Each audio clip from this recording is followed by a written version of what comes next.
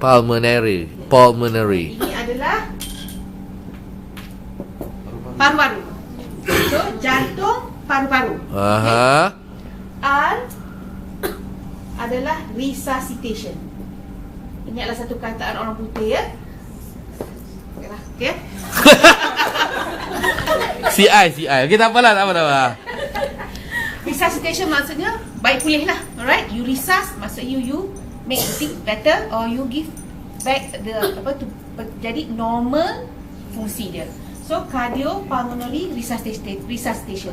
Sebelum tuan-tuan dan perempuan tahu teknik CPR ni, kita sepatutnya mengenali anatomi dulu ya. Di mana Puan, kenapa perlu saya beri perhatian ni? Okay. Lapar lah, kena pergi makan je lah.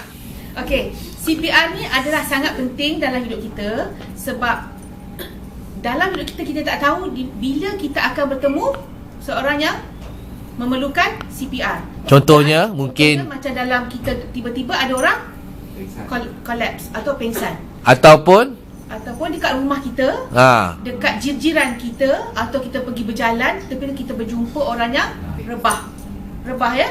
Ayah kita ke, mak kita ke, keluarga kita ke. So kalau kita one person dalam satu household, dalam satu pejabat, kalau lagi ramai lagi baguslah ya, mengetahui perlu mengetahui teknik CPR. Lagi bagus sebab you do not know siapa yang akan rebah. It may be you. Jadi tolong beri perhatian dan tumpuan. Tolong beri perhatian kepada apa yang saya akan cakap supaya anda dapat memperformkan CPR ni bila perlu. Anda dapat menggunakan teknik CPR untuk menyelamatkan nyawa jika perlu dalam situasi-situasi yang tuan-tuan puan-puan menghadapi. Ya. Bagaimana? Nak tolong selamatkan nyawa ke tidak? Tanya. Okay. Bagaimana? Selamatkan nyawa ke tidak? Okey, sebab prinsip CPR adalah orang itu dah mati. Orang tu dah mati. CPR you perform on someone who's dead. So mati. Okay. So what good will you do? You tidak akan melakukan sesuatu yang salah atau sesuatu yang tidak baik. Sila jika ada soalan, jika ada soalan di dalam kursus saya, tolong angkat tangan dengan cepat sebab kursus saya berkaitan ya. If you tak understand part pertama, you tak akan understand part kedua. So kalau you tak understand part pertama, we must make you understand before you go to the second part. And during my lectures, there will be keywords that you need to take home as a take home message. Okay? Alright. Tadi ada soalan kan tanya? Okay. Tadi ada soalan kan? Kata buat CPR pada orang dah mati. Yes. Boleh tahu selamat kita. Okay. Di dalam Malaysia, di dalam Malaysia ni kita tidak ada Good Samaritan Act lagi. Okay. Tangan dulu. Di luar negara, if you dah biasa tengok YouTube ya, YouTube dekat China, when the child was kena langgar, tidak siapa mau menolong.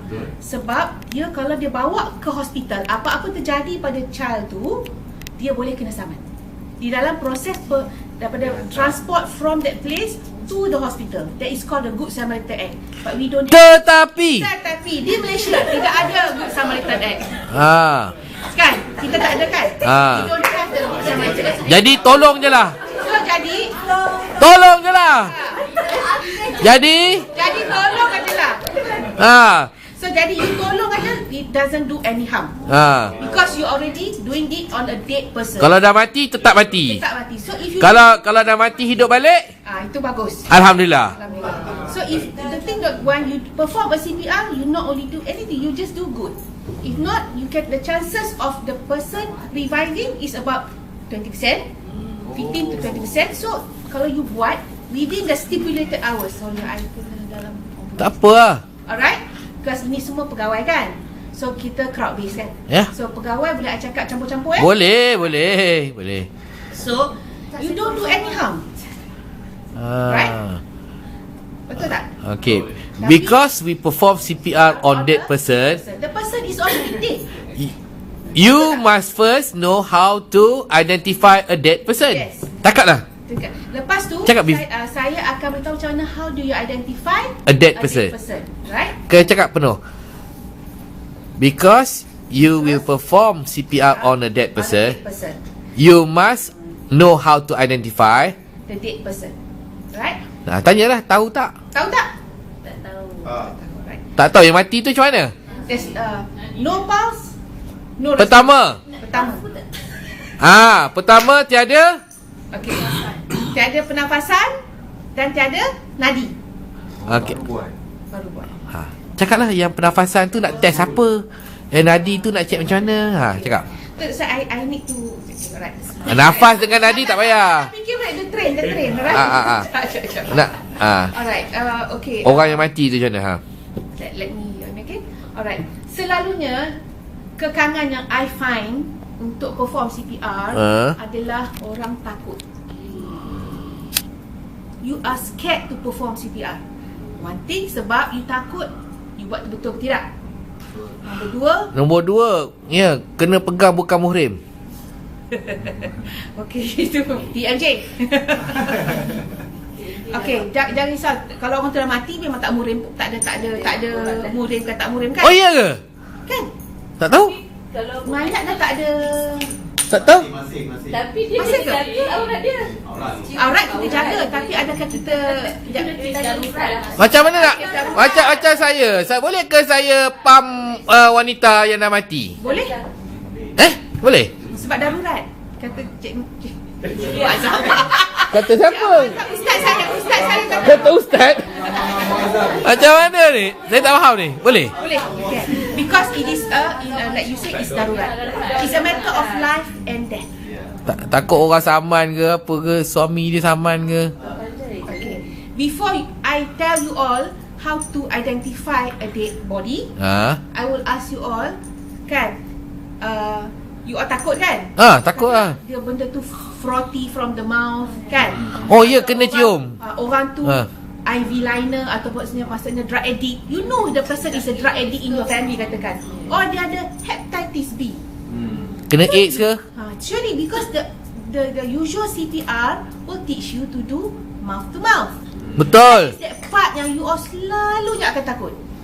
Okay, now take away that ketakutan, that stigma or that thing, because I will teach you that you don't even need to do the mouth to mouth. Oh, tak payah. You don't need. Kenapa sekarang? For a layman, you don't need.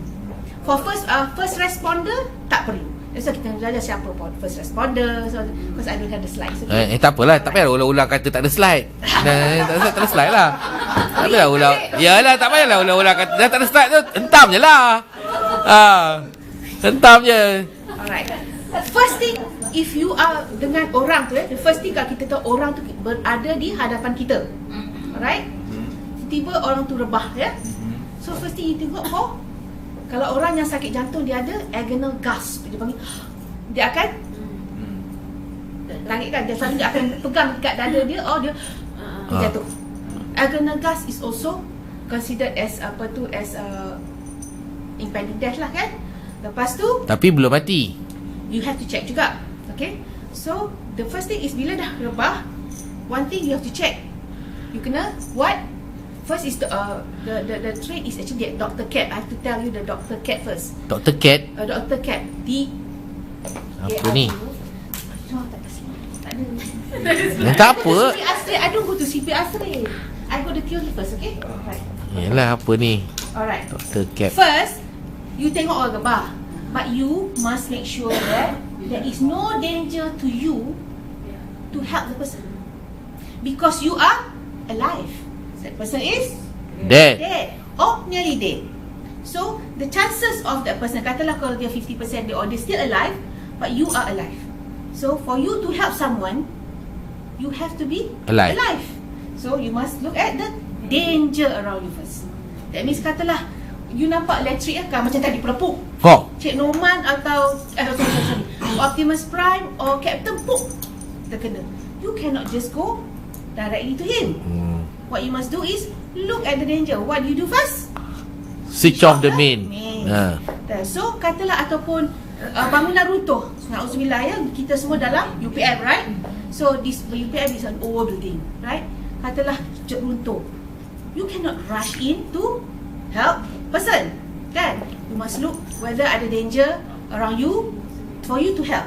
So cuma